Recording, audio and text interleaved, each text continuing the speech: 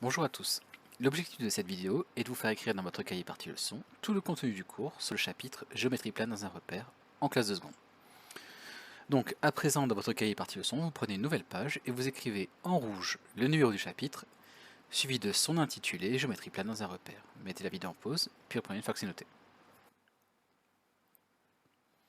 Alors on passe au plan du cours. Il ne s'agit pas d'écrire dans votre cahier, simplement je vais vous le montrer afin que vous en preniez connaissance. Donc dans le grand 1, on va parler de repères et de coordonnées dans le plan. Dans le grand 2, on parlera des coordonnées du milieu d'un segment. Et dans le grand 3, on parlera de distance en repères orthonormés. Alors, avant de continuer, j'en profite pour vous préciser que, alors si ce n'est pas déjà fait en classe, qu'il y a des figures qui seront à découper et à coller dans la leçon. Donc vous les reconnaîtrez de toute façon. Hein. Donc voilà, il y a 3 figures, ce sont celles-ci.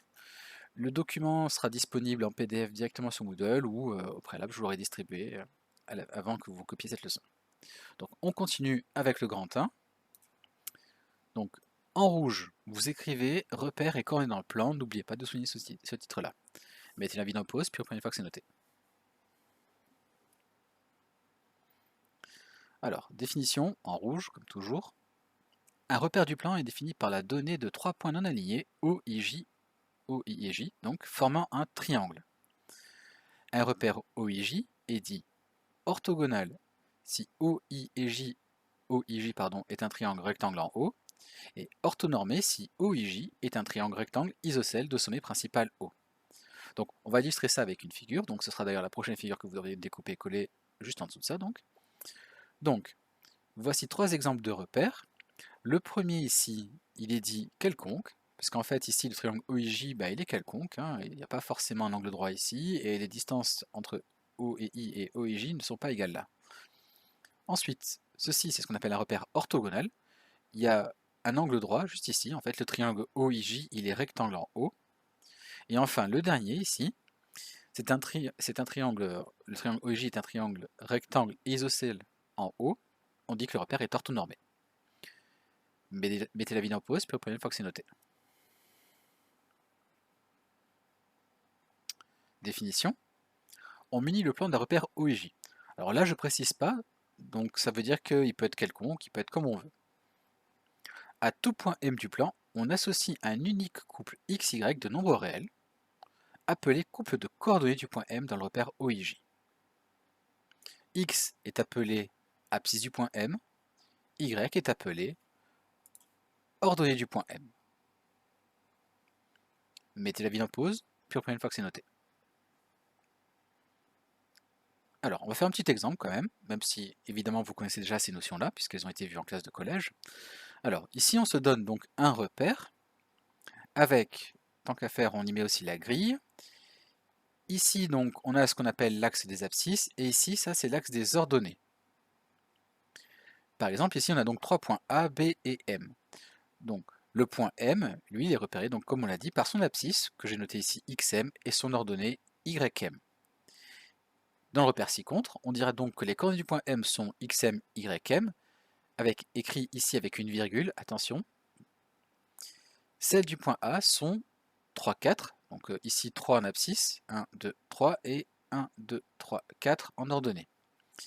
Et celles du point B sont 2, moins 1, donc 2, moins 1. Donc cette figure-là aussi sera découpée et à coller. J'en profite pour dire que, évidemment, par la suite, il nous arrivera parfois de noter les coordonnées comme ça avec un point-virgule, c'est tout à fait possible. Toutefois, sachez que c'est pas très rigoureux et il est préférable d'écrire avec une virgule. D'ailleurs, le logiciel GeoGebra, le logiciel donc, qui est un logiciel de géométrie dynamique, il fait la distinction entre la virgule et le point-virgule. Donc, le point-virgule, c'est pour un autre système de coordonnées dont je ne parlerai pas dans cette vidéo. Mettez la vidéo en pause, puis reprenez une fois que c'est noté. Remarque, avec un S, n'oubliez pas, écrivez-le en rouge, écrivez-le en vert et soulignez-le en vert. Dans un repère OIJ, on a toujours le point O qui a pour coordonnée 0, 0, le point I qui a pour coordonnée 1, 0 et le point J qui a pour coordonnée 0, 1. Et deux points qui ont les mêmes coordonnées dans un repère eh bien, sont confondus. Mettez la vidéo en pause, puis reprenez une fois que c'est noté. On passe maintenant au grand 2. Donc, comme toujours, en rouge, vous écrivez grand 2, coordonnées du milieu d'un segment. N'oubliez pas de souligner ce titre-là. Mettez la vidéo en pause, puis reprenez une fois que c'est noté. propriété, soit A un point de coordonnées x, a, y, a, et B un point de coordonnées x, b, y, b, deux points d'un repère O et J. Donc là, j'ai rajouté quelconque, mais encore une fois, j'aurais pas dû préciser, et ça voulait dire qu'il était quelconque. Alors, le milieu K du segment AB, il a pour abscisse la moyenne des deux abscisses, et pour ordonnée la moyenne des ordonnées des points A et B. Plus précisément, le point K a pour coordonnées donc, xk, son abscisse, c'est xa plus xb divisé par 2, on fait la moyenne des deux abscisses, comme je viens de le dire. Et pour yk, on fait la moyenne des deux ordonnées. Mettez la bille en pause, puis reprenez une fois que c'est noté. Alors, faisons un petit exemple. Exemple en vert. Calculons les coordonnées du milieu K du segment AB, tel que le point A est pour coordonnées moins 2, 3, et le point B, lui, a pour coordonnées 4, moins 2. Alors, ce que je peux vous proposer de faire dans le cadre de cette vidéo, c'est par exemple de mettre la vidéo en pause et d'essayer de chercher par vous-même. Alors, nous, on passe à la solution maintenant. On a donc xa, on va rappeler en fait ici, on va écrire toutes les coordonnées que nous connaissons, donc on va écrire les coordonnées du point A et les coordonnées du point B, de cette manière-là. Donc, on a xa qui est égal à moins 2, ya qui est égal à 3 donc l'abscisse de A, l'ordonnée du point A, l'abscisse du point B, c'est 4, comme ici, et l'ordonnée du point B, YB, donc c'est égal à moins 2. Vous remarquerez effectivement ici que j'ai choisi un code couleur, qui est d'ailleurs cohérent avec la définition précédente. J'ai mis en vert les abscisses des deux points A et B, et en violet ici, alors si vous n'êtes pas violet, vous pouvez utiliser une autre couleur, donc j'ai mis en violet les ordonnées des deux points A et B. Et donc tout ça pour vous dire que ici on va travailler, on va regrouper ces deux-là ensemble et ces deux-là ensemble. Donc c'est parti pour les coordonnées du point K. Donc le point K, on rappelle la formule, enfin les formules qui permettent de calculer abscisse et ordonnée. Donc l'abscisse c'est xa plus xb divisé par 2 et yk plus yb divisé par 2. Encore une fois en respectant bien le code couleur ici aussi. Ensuite on remplace donc le point A, ou plutôt l'abscisse du point A ici on a dit que c'était moins 2, l'abscisse du point B en vert encore une fois c'était 4, pour yk on a dit que c'était 3, et pour yb on a dit moins 2. Ce qui nous donne, tout calcul fait, pour le point K, donc l'abscisse du point K c'est 1 et son ordonnée c'est 1,5. Bah oui, parce que moins 2 plus 4 ça fait 2, 2 divisé par 2 ça fait 1, 3 plus moins 2 c'est-à-dire 3 moins 2 ça fait 1, et 1 sur 2 ça fait 1,5. Mettez la vidéo en pause, puis reprenez une fois que c'est noté. Alors, graphiquement maintenant, on va passer à la figure qui va permettre d'illustrer ceci. C'est la figure suivante que je vais vous montrer maintenant. Il s'agit de la figure numéro 3. Voilà, c'est la dernière figure que vous devrez découper et coller, c'est celle-ci. Hop. Voilà. Donc, on a dit, voilà notre repère. Ici, j'ai mes deux points A et B, donc moins 2, 3 pour le point A. Pour le point B, 4, moins 2. Voici mon segment AB et mon point K qui est ici, au milieu de coordonnées 1, 1,5. Voilà, donc là, pour vous, il est inutile de reproduire ceci puisque vous avez juste à découper et à coller. On continue. On passe au grand 3. Donc, comme toujours, en rouge, distance, un repère orthonormé. N'oubliez pas de souligner le titre. Mettez la vidéo en pause, puis reprenez une fois que c'est noté. Propriété. Donc, comme toujours, hein, ce qui est écrit en rouge, vous l'écrivez en rouge. Soit le point A de coordonnées x, a, y, k et le point B de coordonnées x, b, y, b. Deux points d'un repère. Alors attention, je précise ici, orthonormé OIJ. C'est très important. Alors, l'explication de ce qui va être écrit ici aura déjà été traitée en classe, ou plutôt peut-être même sera traitée après. Ça va dépendre, mais en principe, là, les explications viendront en classe en tout cas. Alors, la distance AB, donc c'est-à-dire en fait l'écart entre A et B, donc, ou la longueur du segment AB, ça revient au même. La distance AB, elle est égale à la racine carrée d'abord de xb moins xa au carré. Alors attention, ici j'ai mis le carré en rouge, c'est une source d'erreur, il ne faudra pas l'oublier de votre côté aussi dans votre cahier, donc sur votre feuille, n'oubliez pas d'écrire le 2 ici, le carré, très important.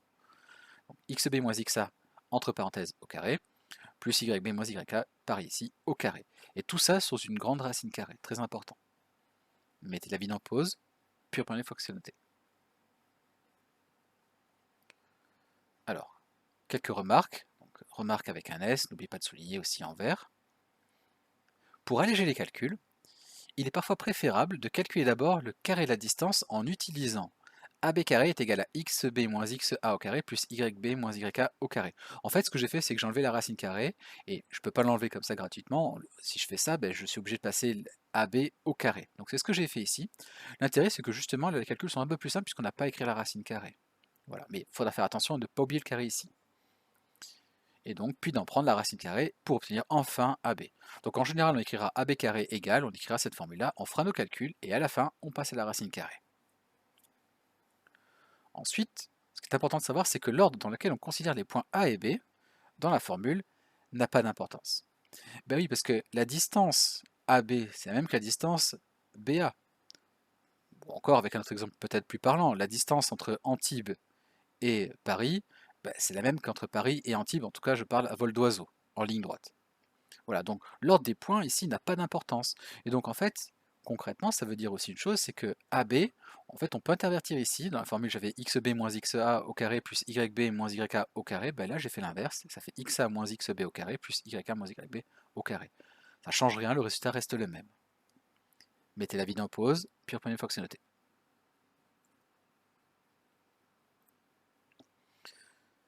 Alors, pour terminer, on va faire un petit exemple pour illustrer cette formule.